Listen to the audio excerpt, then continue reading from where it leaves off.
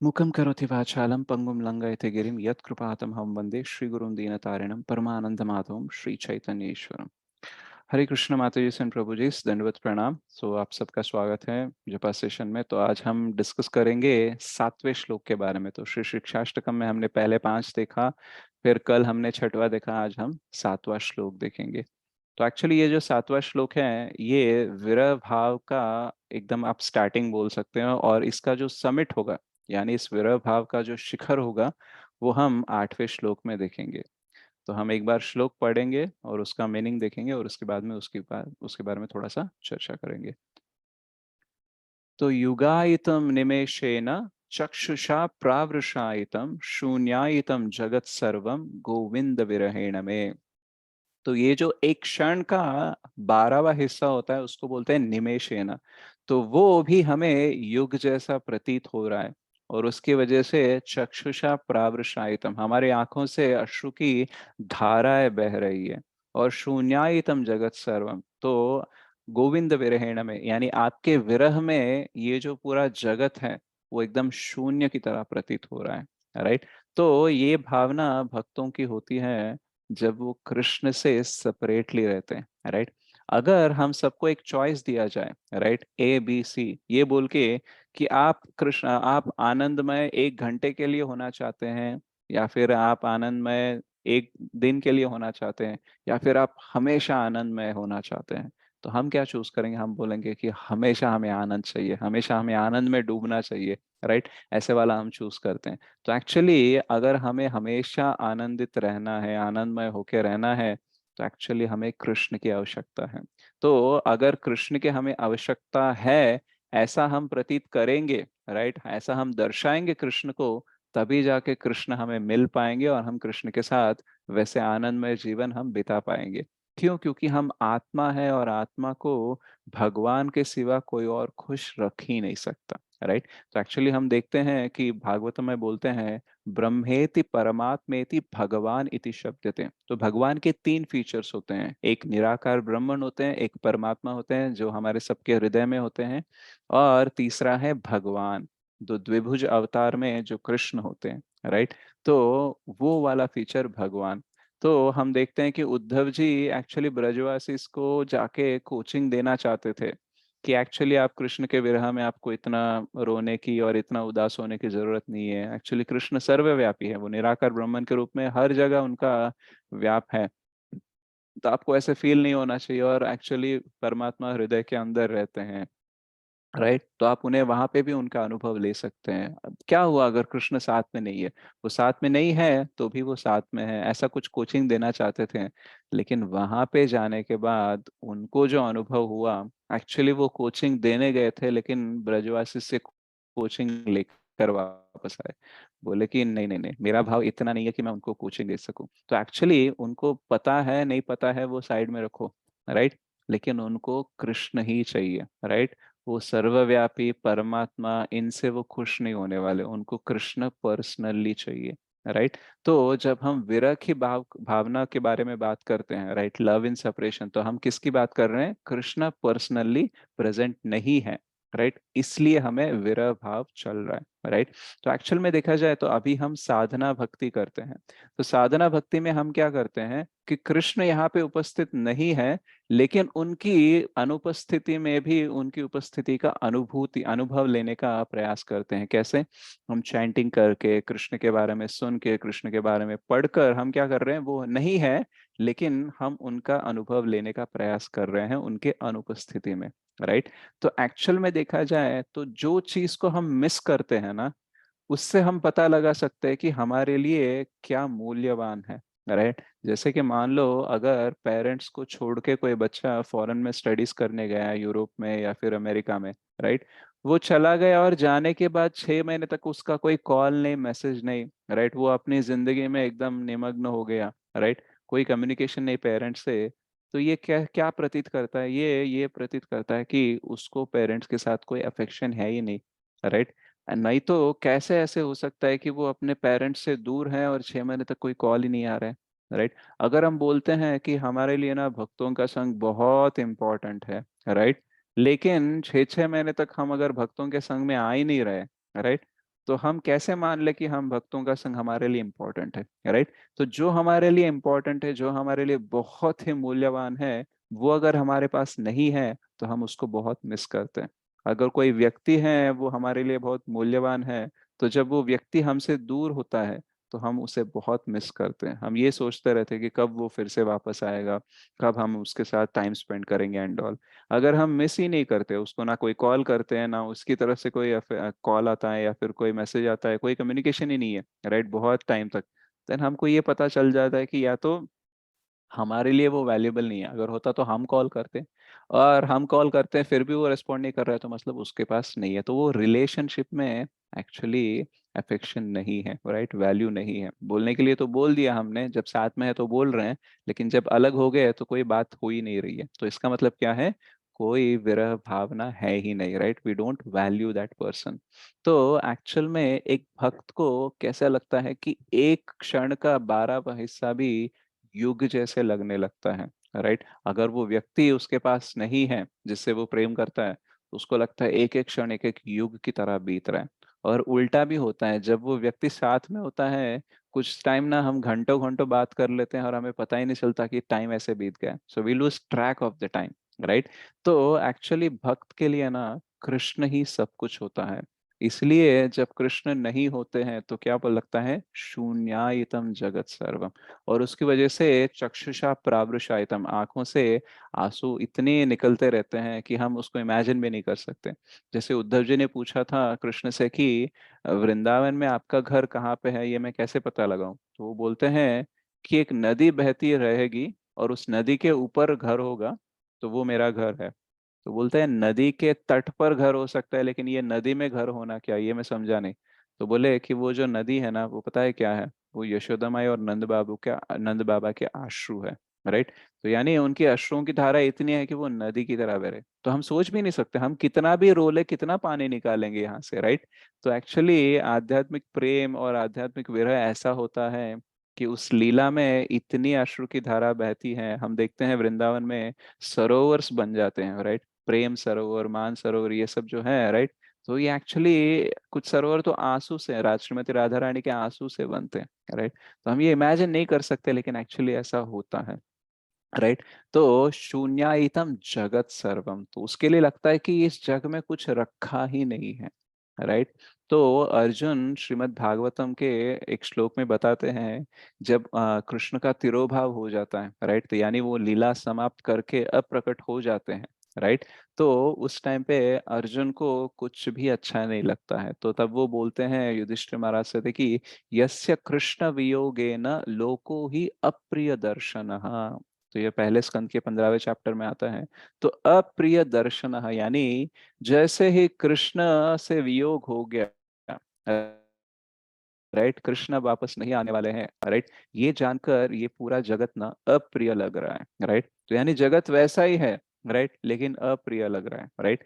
तो जब हमारे चाहने वाले, हम जिससे प्रेम करते हैं, वो हमारे साथ है ना, तो हमें पूरा जग सुंदर लगने लगता है, राइट? लेकिन अगर वो हमें छोड़कर चले जाते हैं तो वही जग हमें अप्रिय प्रतीत होता है, राइट? जैसे मैं एग्जाम्पल दे रहा था कि जैसे मेरा बेटा है, तो मेरे माता पिता उससे बहुत प्रेम करते हैं, राइट, तो उसके साथ ही रहते हैं। कभी कभी थोड़ा झगड़ा भी होता है, आर्गुमेंट भी होता है, लेकिन जब वो नहीं रहता है, जैसे अगर वो स्कूल चला जाता है, तो ये वेट करते हैं कि ये कब स्कूल से वापस आएगा। अगर छुट्टियों में कहीं दूसरे गांव पे रिलेटिव्स के पास चला जाता है, तो इनको बहुत बोर आने लगता है। कभी कभी तो बोलते हैं कि हमें एक्चुअली खाना पका के खाने का मूड भी नहीं है, क्योंकि इतना बोर हो रहा है, इतना ऐसा मतलब सूना सूना सा लग रहा है कि एक्चुअली कुछ इंटरेस्ट ही नहीं आ रहा है।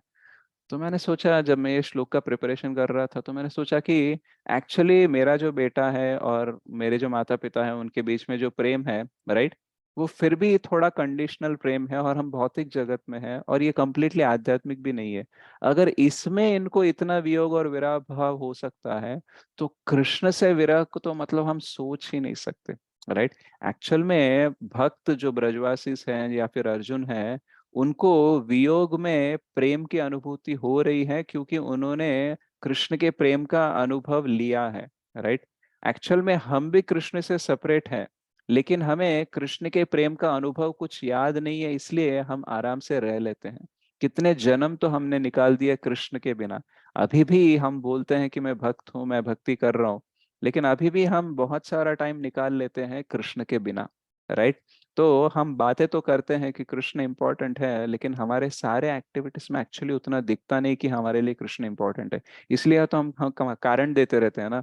किसी को आप बोलो कि यार 16 माला क्यों नहीं करते हो, या फिर क्यों क्लासेस अटेंड नहीं करते हो, क्यों प्रचार नहीं करते हो, तो सबके पास अपने अपने रीजंस होते हैं, राइट।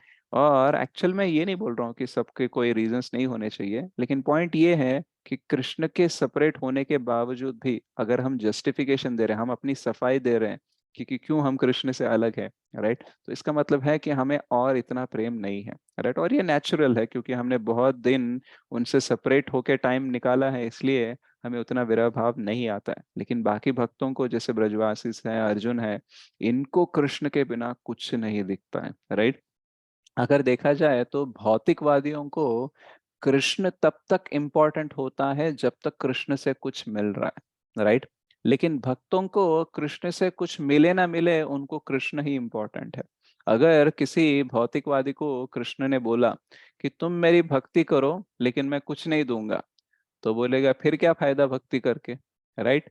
अगर अगर किसी भक्त को बोला जाए कि देखो मैं तुम्हें कुछ नहीं दूंगा लेकिन मैं खुद रह जाऊंगा, तो वो बोलेंगे वही तो चाहिए हमें, तुमसे हमें कुछ और नहीं चाहिए, हमें बस तुम चाहिए, राइट। हमें कोई तुम्हारी धन संपत्ति नहीं चाहिए, कुछ नहीं चाहिए, आप बस रह जाओ, बस वही काफी है। तो ये हमने कहाँ पे देखा? महाभारत में जब अर्जुन और दुर्योधन कृष्ण से संधि करने जाते हैं, राइट, क्योंकि कुरुक्षेत्र युद्ध में उनका सपोर्ट लेने जाते हैं, तो दुर्योधन पहले पहुंचते हैं कृष्ण के पास, लेकिन देखते हैं कि कृष्ण सोए हुए हैं वहां पे, राइट, विश्राम कर रहे हैं। तो वो क्या करते हैं, कृष्ण के सर के बाजू में एक सीट रहता है, तो वहां पे जाके बैठ जाते हैं, बोलते हैं कि डिस्टर्ब क्यों करना, जब उठेंगे तब बात कर लेंगे।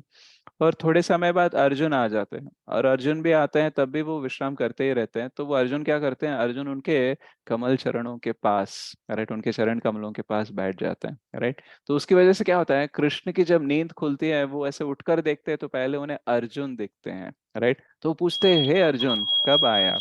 ओके, हम दर्शन करते हैं।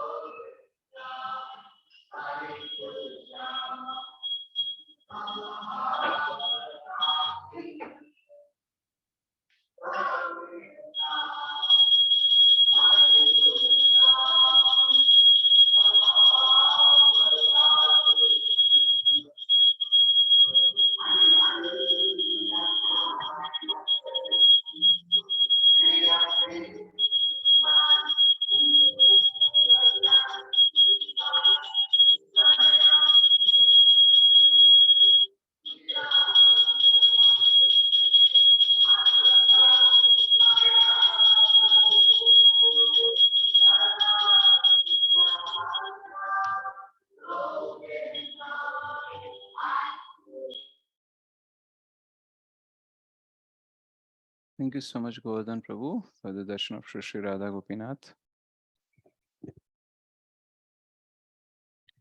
तो हम बात कर रहे थे कि दुर्योधन और अर्जुन कृष्ण से मिलने जाते हैं।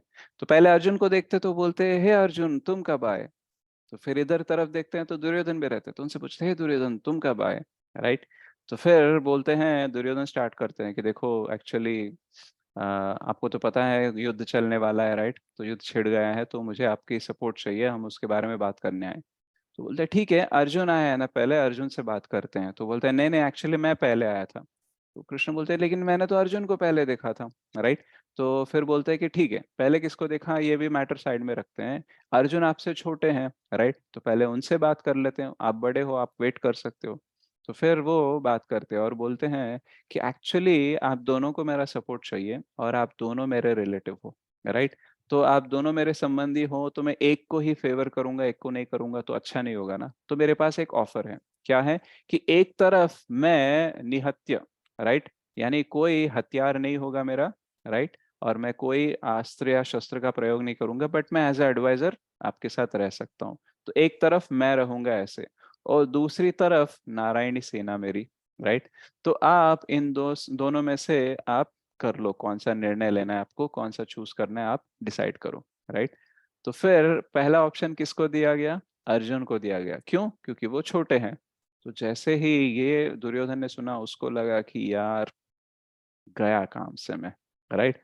अब अर्जुन नारायणी सेना ले लेगा तो मैं इस कृष्ण का क्या करूंगा, राइट। और वो भी ये कोई हथियार भी नहीं उठाने वाला है, और इसकी एडवाइस किसको चाहिए, राइट। मेरे को सब पता है, तो मुझे एक्चुअली इसकी जरूरत ही नहीं है। तो मैं एक्चुअली हार गया। तो ऐसे सोचते ही रहता है, लेकिन अर्जुन बिना कुछ सोचे एकदम से बोल देता है, कृष्णा, एक्चुअली मुझे आप ही चाहिए, राइट। तो ये सुनते ही दुर्योधन अंदर से इतना खुश हो जाता है, उसको लगता है ये अर्जुन तो यार ये इमोशनल बंदा है यार, ये एकदम सेंटिमेंटल है। इसने किसको चूज किया? कृष्ण को चूज किया और नारायणी सेना छोड़ दी, राइट। मतलब ये तो कितना बड़ा पागलपन है। चलो कुछ भी हो, मुझे तो नारायणी सेना मिल जाएगी, राइट। तो वो अंदर से बहुत खुश था, लेकिन बाहर से एकदम सीरियसली। ठीक है, अभी अर्जुन ने तुम्हें चूज कर लिया, तो मेरे पास क्या ऑप्शन बचा है? नारायणी सेना ही बची है ना, दे दो, अभी क्या करूं मैं अभी। तो फिर वो नारायणी सेना लेकर इतने खुश हो गए, जाके कौरवों के जहाँ पे कैंप था उनका, तो वहां पे जाके भीष्म पितामह सबको बोलने लगे कि देखो मैंने नारायणी सेना को हासिल कर लिया, अब हमारी जीत पक्की है, राइट। तो वो बताते हैं कि देखो कृष्ण ने ऑप्शन दिया था कि मुझे चूज करो या नारायणी सेना चूज करो, अर्जुन ने नारायण को, मतलब वो कृष्ण को ले लिया और नारायणी सेना हमें मिल गई। तो ये सुनने के बाद भीष्म पितामह बोलते कि यार नारायण के बिना नारायणी सेना का क्या फायदा, राइट, तुमने गलत चॉइस किया। तो दुर्योधन समझ ही नहीं पाता है कि इतनी बड़ी आर्मी, इतनी विशाल आर्मी हमारे पास मिल गई है, खुश होने के बजाय ये क्यों दुखी हो रहे हैं, राइट। लेकिन आगे जाके पता चलता है कि वो एक्चुअली ऐसा क्यों बोलते हैं, राइट।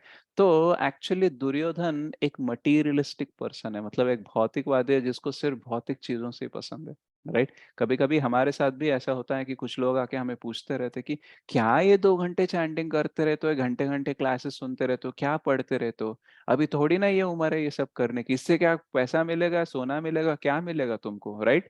तो ये सारी चीजें ना तब करो जब कुछ करने के लिए नहीं है। अभी ये देखो पैसा कमाने का, एंजॉय करने का टाइम है, वो कुछ करो ना। क्या मिलेगा ये सब भक्ति करके, राइट। तो उनको लगता है कि भक्ति करने के बाद में भी मेरे को भौतिक चीजें, भौतिक लाभ मिलेगा, तो भक्ति करना ठीक है। मान लो अगर किसी को बोल दिया जाए कि 2 घंटे चैंटिंग करोगे तो हर रोज आपको 20,000 मिलेंगे, सब लोग भक्त बन जाएंगे, राइट। लेकिन ऐसा होता है क्या? नहीं होता है, इसलिए कोई चैंटिंग करता नहीं है, राइट। और जो करते हैं उनको भी आके लोग चढ़ाते रहते हैं, क्या अभी कर रहे हो एंड ऑल, राइट। तो एक्चुअली एक भक्त को कृष्ण के प्रेम के बदले कुछ और नहीं चाहिए। मतलब अगर मैं कृष्ण से प्रेम कर रहा हूँ, कृष्ण की भक्ति कर रहा हूँ, तो मुझे कृष्ण ही चाहिए, राइट। लेकिन बाकी जो भौतिकवादी होते हैं या फिर कुछ भौतिकता हम में होती है, तो हम क्या करते हैं, हमको लगता है कि कृष्ण से हमें कुछ मिल रहा है, इसलिए हम कृष्ण के साथ हैं। जिस दिन वो मिलना बंद हो जाएगा, राइट, हमें कृष्ण की कोई जरूरत नहीं है। तो एक भक्त के लिए कृष्ण के बिना ये प्रपंच शून्य है, राइट। और एक भौतिकवादी के लिए प्रपंच के बिना कृष्ण शून्य है, राइट। कृष्ण नारायणी सेना के साथ आएंगे तो मेरे को कृष्ण चाहिए, ये दुर्योधन का ऑप्शन था। लेकिन अगर कृष्ण बोल रहे कि मैं एक तरफ रहूंगा, नारायणी सेना एक तरफ रहेगी, तो मेरे को नारायणी सेना ही चाहिए, राइट। तो इनिशियली जब हम भक्ति में आते हैं, तो एक्चुअली हम इसलिए आते हैं ताकि हमें कृष्ण से कुछ चाहिए, राइट। लेकिन जैसे आगे बढ़ते रहते हैं, भक्ति में शुद्धिकरण होता है, तो हम बोलते हैं कि हमें कृष्ण से कुछ नहीं चाहिए, हमें कृष्ण ही चाहिए, राइट। तो आनंद वृंदावन चंपू में एक ऐसा लीला होती है जहाँ पे सब लोग, यानी जैसे कृष्ण और ग्वाले सब लेके क्या जाते हैं, सारे गाय और बछड़ों को लेके वहां पे जाते हैं उन्हें चराने के लिए, और शाम को वापस आते रहते हैं। तो उस टाइम पे, मतलब जब वो सुबह गए और शाम तक जब वापस आने वाले, उस बीच में जो टाइम होता है ना, सारे भक्तों को, स्पेशली गोपियों को इतना विरह भाव होता है, राइट। क्योंकि उन्हें कृष्ण से कुछ नहीं चाहिए, उन्हें कृष्ण ही चाहिए ना, राइट। तो इतना विरह भाव होता है कि उनको एक क्षण भी युग की तरह बीतने लगता है। वो सोचते रहते हैं कि कब कृष्ण आएंगे, कब हम उसको देखेंगे, कब हम उसको देखेंगे, ऐसे वेट करते ही रहते हैं, राइट? और कृष्ण जब आने का टाइम होता है ना, आनंद वृंदावन चंपू में ऐसा कहा जाता है कि कृष्ण जब वापस लौटने का टाइम होता है ना, तब नंद बाबा, यशोदा माई और बाकी सारे ग्वालों के पेरेंट्स होते हैं बच्चों के, वो सब वृंदावन के आउटस्कर्ट्स में आके खड़े हो जाते हैं, थोड़ा सा वृंदावन से बाहर आके खड़े हो जाते हैं ताकि उन सबको रिसीव कर सके। तो एक्चुअली सब वेट करते रहते हैं कि कृष्ण कब आएंगे। तो ये गोपियाँ जो है वो उनके साथ ऐसे आउटस्कर्ट्स में नहीं जाते हैं, लेकिन वो क्या करते हैं, अपनी-अपनी इमारतें जो होती है, उनका जो घर होता है, उसके ऊपर टॉप के टेरेस के ऊपर जाके कृष्ण को देखने का प्रयास करते रहते हैं, राइट? तो कृष्ण को देखने का जब प्रयास करते रहते हैं और वो जब कृष्ण को देखते रहते हैं, तो उनके लिए ये जो आँखों की जो मतलब आईलैशेस जो होते हैं, मतलब ऐसे हम पलक झपकते हैं ना, राइट? उससे भी उनको गुस्सा आता है। वो बोलते हैं, एक्चुअली गोपी गीत में होता ऐसा आता है कि त्रुटियुगायितम, यानी एक क्षण भी हमें युग जैसे लगने लगता है, और जब हम कृष्ण को देखते रहते हैं तो ये पलक झपकते हैं ना, तो ये हमें बिल्कुल अच्छा नहीं लगता। और वो भी ऐसे भी बोलते हैं कि ये ब्रह्मा जी ने कैसी सृष्टि की है, ये आंखों में ऐसे पलक झपने का प्रोसेस ही क्यों रखा है, इसकी वजह से मैं कृष्ण को कुछ क्षण के लिए, कुछ निमेष है ना मिस कर रहा हूँ ना, मैं उनको अच्छे से देख पा रहा हूँ, एकदम से पलक झपकती है और मैं मिस कर देती हूँ उन्हें। तो वो भी वो मिस नहीं करना चाहते, राइट? और कृष्ण उनके साथ आदान-प्रदान भी वैसे ही करते हैं, राइट? तो गोपियाँ देख रही हैं कृष्ण को, तो कृष्ण भी पलट कर देखना चाहिए ना उनको। तो वो देखने के लिए वो एक्चुअली पहले शर्माते हैं, क्योंकि अभी देखो बलराम जी बड़े भाई हैं, राइट? अगर बड़े भाई के उपस्थिति में मैं अगर गोपियों को देखूँगा तो अच्छा नहीं होगा ना, राइट? तो वो क्या करते हैं, वो धीरे-धीरे से चलते रहते हैं। तो बलराम जी और मधुमंगल ये सब बोलते रहते हैं, "कृष्णा जल्दी चलो, माँ ने मैया ने खाना पकाया होगा और हम जाएँगे, फ्रेश अप हो जाएँगे और बहुत सारा खाएँगे हम। चलो, चलो, फास्ट चलो" बोलते रहते हैं। लेकिन कृष्ण को तो आदान-प्रदान करना है उनके साथ, राइट? तो वो कृष्ण क्या बोलते हैं, एक्चुअली ना मैं बहुत थक गया हूँ, तो मैं थोड़ा-सा धीरे-धीरे चलता हूँ। आप चलो, मैं आ रहा हूँ आपके पीछे-पीछे। तो ऐसे कह के वो आगे चले जाते हैं, तो कृष्ण गोपियों को अपना दर्शन देते रहते हैं, राइट? और सबको सैटिस्फाई करने जितना ऐसे दर्शन देते, धीरे-धीरे से चलते रहते हैं। तो कृष्ण वैसे अपना आदान-प्रदान करते हैं, इसलिए उन्हें इतना विरह फ़ील होता है, राइट? तो एक्चुअली हमारे साथ कृष्ण का आदान-प्रदान उतना नहीं है, इसलिए हमें कोई विरह फ़ील ही नहीं होता। घंटों बीत जाते हैं भौतिक कामों में और हमें कृष्ण की याद भी नहीं आती। इधर गोपियाँ और ब्रजवासी किसी भी काम में हो, उनका स्मरण रहता है कि कृष्ण कब आएँगे, और उनको एक क्षण भी युग की तरह लगने लगता है, राइट? तो एक्चुअली ये भौतिकता जब तक हमारे अंदर रहती है, हमें कृष्ण से विरह की भावना होती ही नहीं है, राइट? एक्चुअल में देखा जाए तो भगवत गीता का जो फर्स्ट चैप्टर होता है ना, उसमें दुर्योधन मतलब दोनों पक्ष में कौन-कौन योद्धा है, कौन-कौन महारथी है, इन सब की बात करता है, राइट?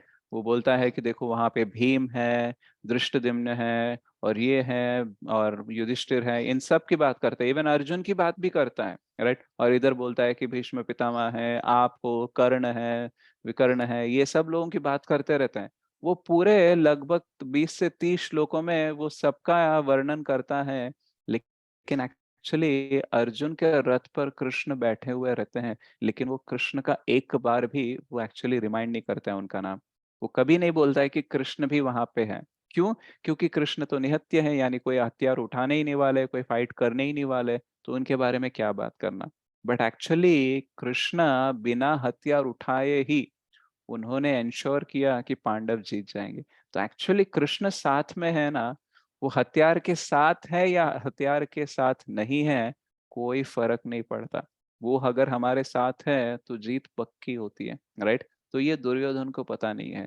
तो भक्तों को क्यों लगता है कि हमें कृष्ण से कुछ नहीं चाहिए, हमें सिर्फ़ कृष्ण चाहिए, क्योंकि एक बार कृष्ण मिल गए ना, तो सब कुछ मिल जाता है। और अगर कृष्ण नहीं मिल रहे हैं, तो भले ही कुछ भी मिल जाए, हमारे लिए सब कुछ शून्य की तरह ही है।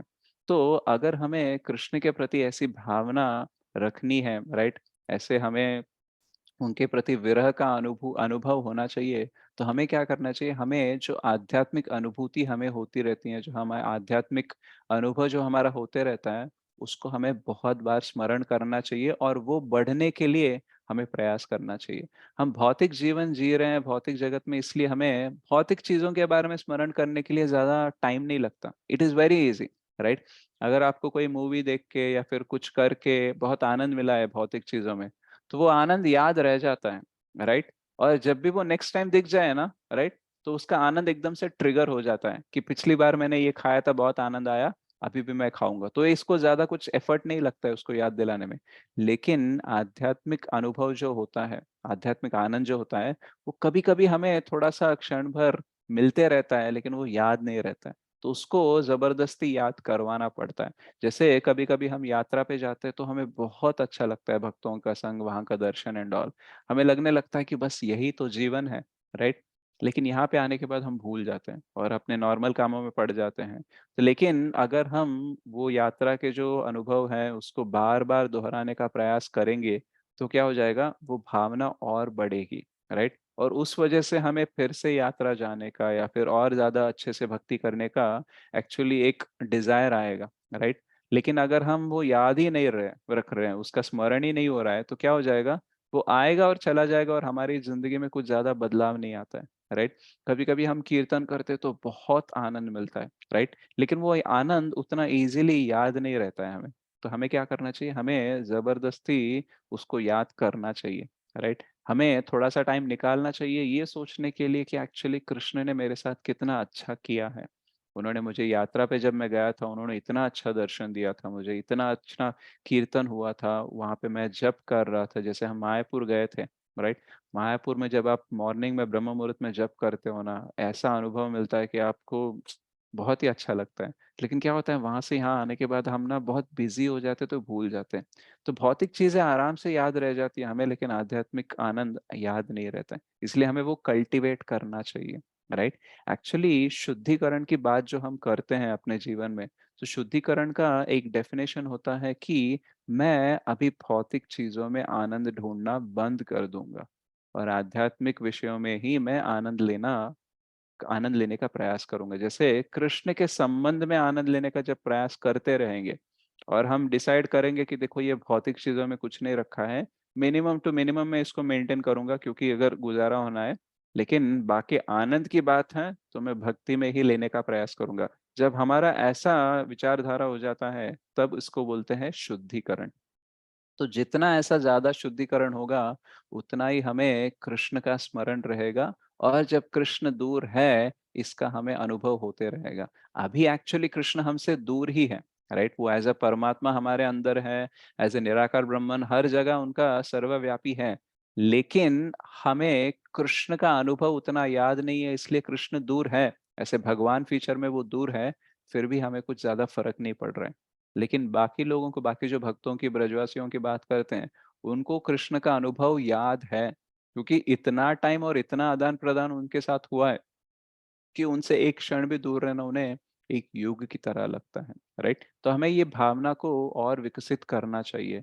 अभी क्या होता है, जनरली कृष्ण को विरह भाव बहुत पसंद होता है, राइट? तो इसलिए ये जो हमारा गौड़ी वैष्णव का मूड भी है ना, वो विरह भाव में होता है। जब हम बोलते हैं हरे कृष्ण कृष्ण कृष्ण हरे हरे, हरे राम राम राम हरे हरे, तो ये विरह भाव में होता है, राइट? तो ये हमें बहुत ही actually high level of devotion है, राइट? लेकिन ये हमारे अंदर अभी है नहीं। इसलिए हमें क्या करना चाहिए, हमारा क्या है कि हमारा विरह में प्रेम नहीं बढ़ता है, हमारा विरह में प्रेम कम हो जाता है, राइट? तो इसलिए हमें भक्तों का ज्यादा संग करना चाहिए, ज्यादा मंदिर के साथ अटैच होना चाहिए, ज्यादा चैंटिंग करना चाहिए, ज्यादा भागवत सुनना चाहिए। तब जाके क्या हो जाएगा, एकदम से हमारे अंदर जागृत हो जाएगा कृष्ण प्रेम। तो उसके बाद में कृष्ण अगर दूर भी है ना, तो प्रेम बढ़ते रहेगा ब्रजवासियों की तरह। अभी हम किस स्टेज में हैं, हम थोड़ा सा दूर रहेंगे ना एसोसिएशन से, तो हमारी भक्ति जाती रहती है। तो ऐसा बोलते हैं कि जो महान भक्त होते हैं, उनके प्रति जो कृष्ण का प्रेम है ना, वो दावाग्नि की तरह होता है, राइट? तो दावाग्नि क्या है, अगर दावाग्नि को और हवा मिल जाए ना, तो उसका विस्तार बढ़ता है और ज्यादा जलने लगता है, राइट? लेकिन हमारे अंदर कृष्ण के प्रति प्रेम कैसा है, हमारी भक्ति कैसी है, एक कैंडल की तरह है। तो कैंडल को जितनी हवा कम लगे, उतनी देर तक वो अच्छे से रहेगा। ज्यादा हवा लग जाएगी ना, वो बुझ जाएगा, राइट? तो दावाग्नि को हवा जितनी ज्यादा मिलेगी, उतना वो फैलेगा, राइट? और कैंडल को जितनी ज्यादा हवा मिलेगी, उतना जल्दी वो बुझ जाएगा। तो इसीलिए हम जिस स्टेज पे हैं, हम बोल सकते हैं कि शायद ये बोलते हैं कि भक्तों को विरह भाव में प्रेम बढ़ते ही जाता है। तो क्या मेरे लिए भी ऐसा होता है? नहीं, हमारे लिए ऑपोजिट होता है। क्यों? क्योंकि हमारे प्रति हमें हमारे हृदय के अंदर कृष्ण के प्रति प्रेम नहीं है ना, राइट? इसलिए हमें क्या करना चाहिए? और अटैच होना चाहिए, और भक्तों के संग में आना चाहिए, और कृष्ण कथा सुनना चाहिए, और चैंटिंग करना चाहिए। तब जाके जब प्रेम जागृत हो जाएगा, तब कृष्ण साथ में नहीं होंगे, तब भी हमारा प्रेम बढ़ते रहेगा, और एक ना एक दिन कृष्ण हमारे साथ फिर से रहना स्टार्ट करेंगे। तो ये जो विरह भाव है, इसका प्रेम का यानी जो शिखर है, सबसे टॉप मोस्ट समिट जो है, वो हम 8वें श्लोक में देखते हैं, श्रीमती राधा रानी के बारे में बात करके और बाकी गोपियों के बारे में भी बात करके। तो एक्चुअली ये जो विरह भाव है, ये हमारे अंदर भी है, राइट? और ये इसको और ज्यादा विकसित करेंगे तो हम इस श्लोक से रिलेट कर पाएंगे। अभी हम एकदम ऑपोजिट स्टेज में हैं, राइट? हमारे लिए जग शून्य नहीं है, हमारे आंखों से आंसू आते नहीं है, आते भी है तो बहुत ही छोटे आते हैं, ऐसे नदियां बहने जैसे नहीं आती है, राइट? और हमारे लिए एक क्षण एक युग लगता ही नहीं है, हमें तो लगता है एक युग बीत जाता है एक क्षण की तरह, राइट? कितने जन्म हमने भौतिक जगत में निकाल दिए, हमको याद भी नहीं है, राइट? और वहां पे गोपियों को, ब्रजवासियों को सुबह से शाम निकालने में बहुत मुश्किल हो रही है कृष्ण के बिना, राइट? और हमारे लिए युग भी निकल जाते हैं, जन्म जन्म ले लेते हैं, और हमको लगता है ठीक है अगले जन्म थोड़ा सीरियस होंगे, इस जन्म में थोड़ा मुश्किल लग रहा है, राइट? अगले जन्म सीरियस होते हैं। तो ऐसे पोस्टपोन करते रहते हैं, ये हमारी परिस्थिति है, राइट? तो हमें इस परिस्थिति से ऊपर उठना चाहिए, और अच्छे से भक्ति करने का प्रयास करना चाहिए। तो ये जो इनको विरह भाव इतना होता है, क्योंकि ये प्रेम जो होता है ना कृष्ण का, इतना अद्भुत होता है कि उसे छोड़कर कोई रहना ही नहीं चाहता। इतना हायर टेस्ट, इतना हायर टेस्ट कि हम इमेजिन भी नहीं कर सकते, राइट? कोई हमारे साथ कोई भौतिक व्यक्ति भी मतलब इस भौतिक जीवन में थोड़ा सा प्रेम दिखाता है, तो उसके साथ विरह हमसे सहन नहीं होता है, राइट? अब मान लो जब कृष्ण का प्रेम किसी को दिख जाए, उसका अनुभव हो जाए, तो वो कैसे रह पाएगा? कभी कभी जब हम ये वृंदावन की लीलाएं सुनते, तो हमें लगता है कि सच में इतना होता है क्या, राइट? ऐसा क्या विरह हुआ, राइट? इवन उद्धव भी समझ नहीं पाए, राइट? तो लेकिन बाद में जब मिले तब पता चला, भले ही मैं ना समझ पाऊं, राइट, लेकिन ये बहुत ही उच्च स्तर का प्रेम है। तो आज हमने क्या सीखा? हमने देखा कि कैसे हमें अगर कृष्ण आनंदमय होके रहना है पूरा जीवन, तो हमें कृष्ण के साथ रहना पड़ेगा। और कृष्ण के साथ रहना है, हमें अगर ऐसा प्रतीत करना है, तो पहले कृष्ण के विरह में हम कैसे होंगे, राइट? कृष्ण के बिना हम जी नहीं सकते, ये हमें उस स्टेज पर पहुंचना चाहिए। तो एक्चुअली भगवान के 3 फीचर्स होते हैं, ब्रह्मन, परमात्मा और भगवान। तो हम बात किसकी कर रहे हैं? विरह के बारे में जब बात करते हैं, तो हम बात कर रहे हैं कृष्ण के बारे में, जो द्विभुज अवतार में होते हैं, राइट? उस कृष्ण के बारे में। तो उद्धव जी कोचिंग देने गए थे कि देखो निराकार ब्रह्मन भी है, परमात्मा भी है, तो इन दोनों रूप में भी आप कृष्ण के साथ रह सकते हो ना। लेकिन वो बोले नहीं, एक्चुअली हमें वो कृष्ण सामने ही चाहिए, राइट? तो ऐसे हमने देखा, और हमने देखा कि जैसे दुर्योधन ने नारायणी सेना को लेके गए थे, और कृष्ण को अर्जुन लेके गए थे। क्यों? क्योंकि कृष्ण, अर्जुन के लिए कृष्ण के बिना ये युगायत शून्यायतम जगत सर्वम, यानी जग का कुछ रखा ही नहीं है। कृष्ण है तो ही जग में कोई बात है, कृष्ण नहीं है तो अप्रिय दर्शना। लेकिन दुर्योधन के लिए क्या? कृष्ण हो ना हो, मुझे जो मिल रहा है वो मिलता है ना, तो काफी है। नारायणी सेना मिल गई ना, तो कृष्ण नहीं भी है तो भी चलेगा। तो हम भी ऑलमोस्ट वैसे स्टेज में, हमको कृष्ण से कुछ चाहिए, जब तक वो मिलेगा तब तक हम कृष्ण को बोलेंगे हाँ गुड, जब नहीं मिल रहा है तो बोलेंगे कृष्ण को भी बाय बाय, राइट? तो हमें एक्चुअली उस स्टेज से निकल के किस स्टेज पे आना चाहिए कि कृष्ण आपके तरफ से मुझे कुछ नहीं चाहिए, मुझे आप ही चाहिए, राइट? तो ऐसा अगर हमें मूड और डेवलप करना चाहिए, तो हमें क्या करना चाहिए? हमें जो आध्यात्मिक अनुभव अनुभव होते रहते हैं हमें अच्छे से, उसको हमें बार बार याद दिलाना चाहिए, उसको और बढ़ाने का प्रयास करना चाहिए। और वो कैसे कर सकते हैं? हम भक्तों के संग में आके। एक्चुअल में ये जो हमारे भावनाएं होते हैं, हमारे जो डिजायर्स होते हैं, राइट, हम सोचते हैं कि ये लीनियर है, मतलब हमने देखा और हमें इच्छा आ गई, ऐसा नहीं होता है। कभी कभी जिसके पास बहुत ज्यादा इच्छा है ना, उसके साथ अगर हमने संग कर लिया, तो हमारे अंदर भी वो इच्छा बढ़ सकती है। इसलिए ऐसा बोलते हैं कि एक स्त्री के साथ संग करने से डेंजरस होता है एक स्त्री संगी के साथ संग करना। ये मतलब अगर कोई व्यक्ति है जो स्त्रियों के प्रति बहुत ही आकर्षित है, बहुत ही आसक्त है, उसके साथ अगर हम रहने लगेंगे ना, तो हम भी स्त्री के प्रति बहुत आकर्षित हो सकते हैं। तो वैसे ही ऐसा बोलते हैं इसको और ट्रांसेंडेंटल वे में, कि कृष्ण के साथ संग करने से बेहतर है कृष्ण के भक्तों के साथ संग करो। क्यों? क्योंकि कृष्ण के साथ संग कर कर भी शायद भक्ति बढ़े ना बढ़े, कोई गारंटी नहीं है। जैसे दुर्योधन कृष्ण के साथ रहने का उसके पास मौका था, लेकिन कभी वो भक्त नहीं बना, राइट? तो भक्तों के साथ रहेंगे तो भक्ति डेफिनेटली बढ़ेगी। क्यों? क्योंकि वो हमेशा कृष्ण के बारे में बात करते हैं रहते हैं। तुष्यन्ति च रमन्ति च, जैसे हमने चतुश्लोकी में देखते हैं कि हमेशा भक्त भगवान के बारे में बात करते रहते हैं, इसलिए हमें भी इंटरेस्ट आ जाता है। तो हमने एक एग्जाम्पल दिया था तेलुगु में कि जो अमेरिका में लोग होते हैं ना, तो उनको क्रिकेट ज्यादा फेमस नहीं है वहां पे, राइट? बाकी स्पोर्ट्स फेमस है। तो क्रिकेट नाम का एक कीड़ा भी होता है, एक इंसेक्ट भी होता है, राइट? तो उनको लगता है कि क्रिकेट मतलब हाँ वही कीड़ा होता है ना। लेकिन इंडिया में क्रिकेट मतलब लोग कुछ पागल भी होते हैं, मतलब इतने पागल कि बड़े बड़े हजारों खर्च करके टिकट खरीदेंगे, स्टेडियम जाएंगे, चिल्ला चिल्ला के देखेंगे। इवन अगर टीवी में भी देखते हैं ना, तो उनका इमोशन लेवल इतना हाई होता है, आउट हो जाता है तो टीवी फोड़ जाते हैं, यानी अगर हार जाते हैं मैच तो ये उदास हो जाते हैं, डिप्रेस हो जाते हैं। तो इतना पागलपन रहता है। तो अगर कोई अमेरिका का व्यक्ति ऐसे क्रिकेट प्रेमी से अगर वो मिलके कुछ दिन रहने लगा ना, तो वो भी क्रिकेट प्रेमी बन जाता है, राइट? तो वैसे ही हम अभी उतना प्रेम उतना विरह नहीं है कृष्ण के प्रति, लेकिन अगर किसी भक्त से हम जुड़ गए जिसको ये विरह भाव है, इतना प्रेम है, तो ऑटोमेटिकली हमारे अंदर भी वो प्रेम जग जाएगा।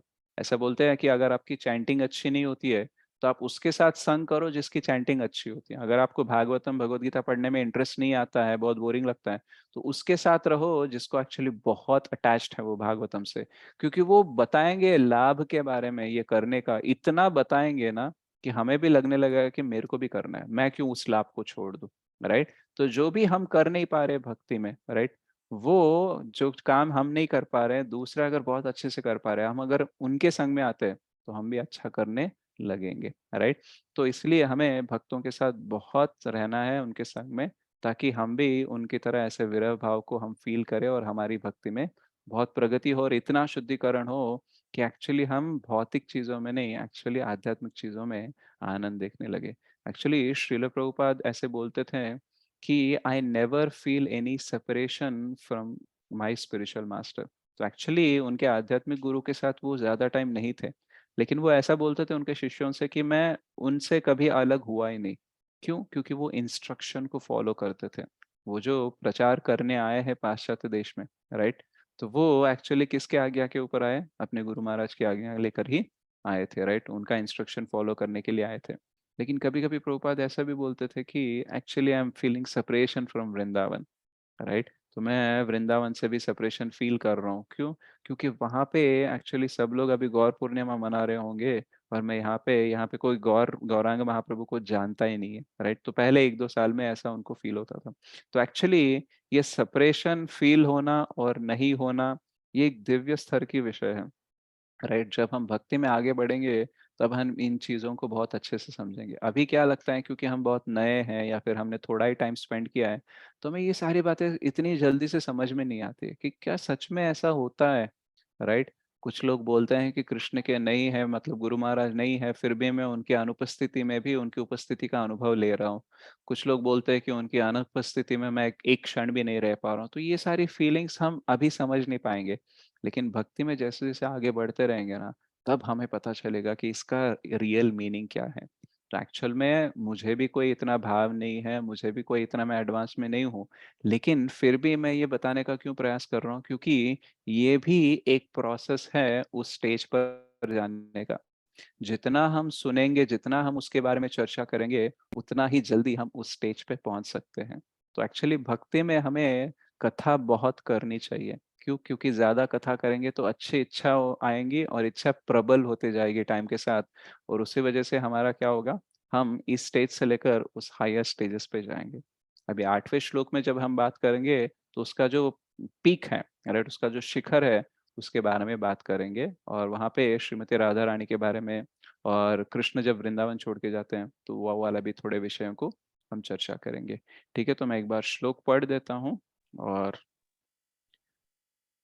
युगायितं निमेषेण चक्षुषा प्रावृषायितं शून्यायितं जगत सर्वं गोविंद विरहेण में। तो कृष्ण के बिना एक निमेष भी युग की तरह है, और उसकी वजह से आंखों से अश्रुओं की धारा बहती है और ये पूरा जगत शून्य लगता है। कब लगता है ये? गोविंद विरहेण में। सो गोविंद से जब वियोग होता है, तब ऐसी भावना होती है हम में। ओके। श्री श्री शिक्षाष्टकम की जय, श्री चैतन्य महाप्रभु की जय, श्रील प्रभुपाद की जय। Thank you so much. Hare Krishna. धन्यवाद। प्रणाम माता जी, प्रभु जी। Raghunath Puridas Prabhu, are you there? Yes yes Prabhu. Yes, today Prabhu, I आप गॉट पहुंच गए। 5 मिनट का खाली अब मेरे पास समय है, तो मैं 5 मिनट Yes, Prabhu. आपका लेते हुए बहुत सुंदर मैं सुन रहा था पूरा एक्चुअली में। तो इनफैक्ट मुझे मालूम नहीं था, इसलिए आज शुरुआत में मैंने कहा सभी भक्तों को कि भक्तों का संग होना बहुत जरूरी है।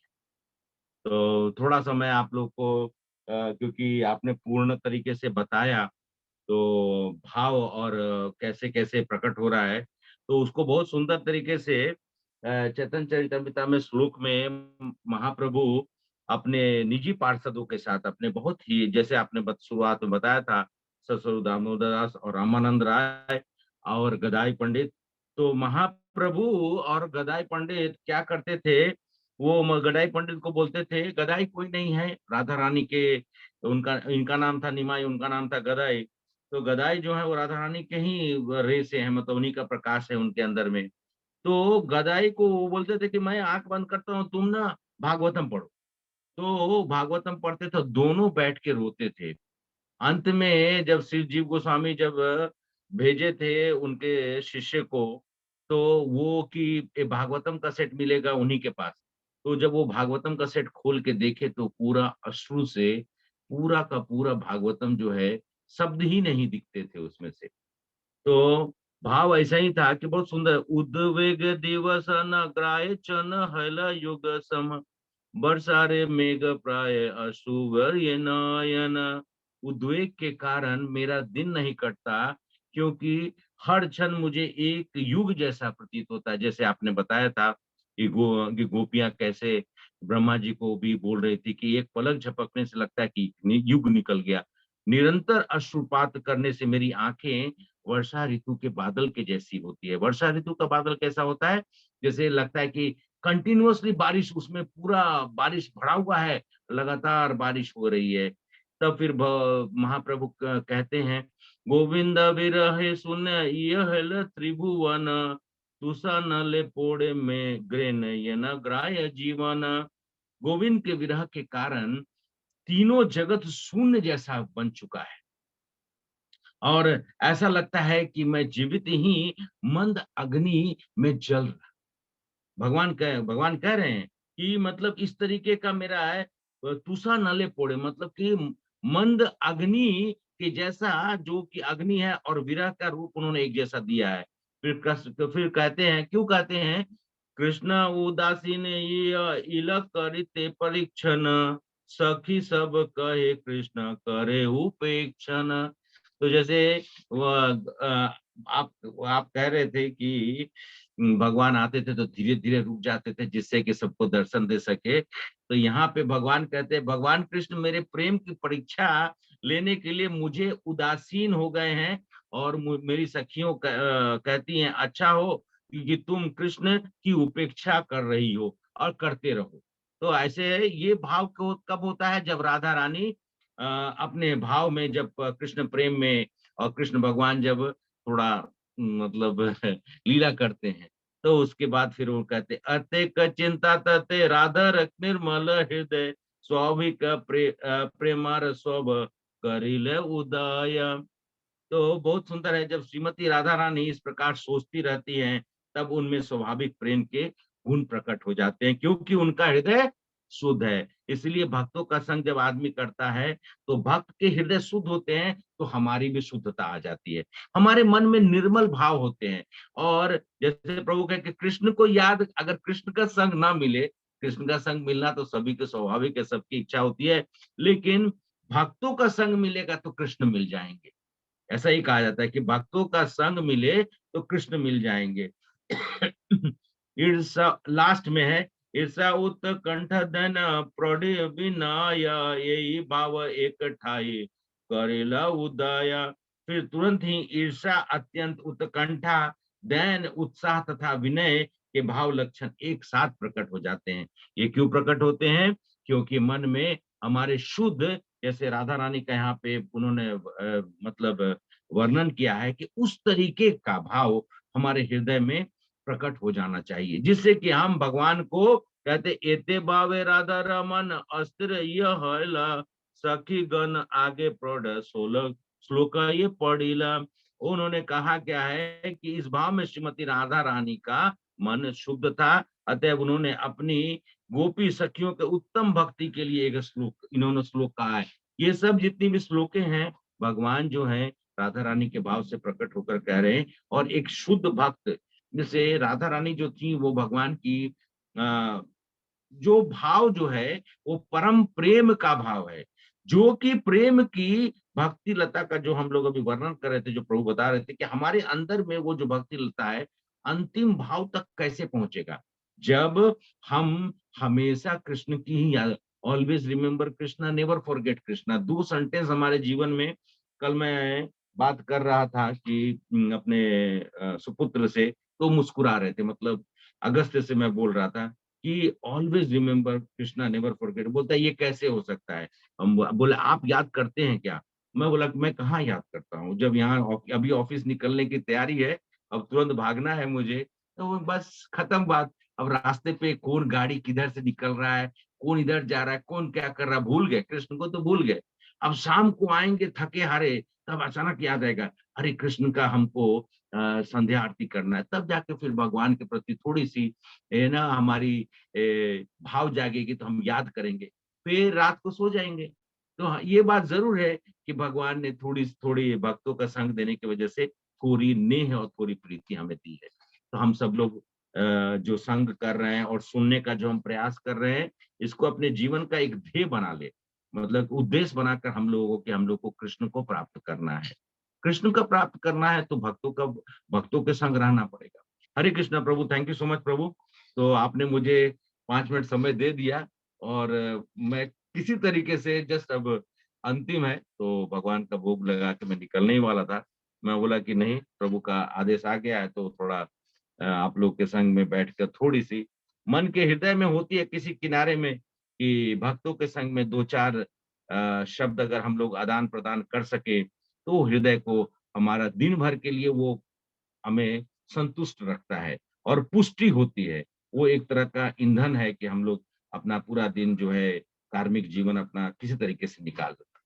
हरे कृष्णा प्रभु, थैंक यू सो मच प्रभु। Hare Krishna, thank you so much प्रभु। आप जब एंडिंग करते हो तभी पुष्टि होती है प्रभु। नहीं नहीं नहीं प्रभु, ये सब बहुत अच्छा इतना लगता है। मेहनत करके आप इतना समय तक बोल रहे थे, मैं एक एक चीज सुनाओ थोड़ा। ठीक है, तेलुगु में थोड़ा सा मुझे कम समझ में आती है, लेकिन हिंदी तो मैं पूरी सुन रहा था। Thank you so much Prabhu. Thank you so Hare much Prabhu. Krishna. Hare Krishna, thank you so much.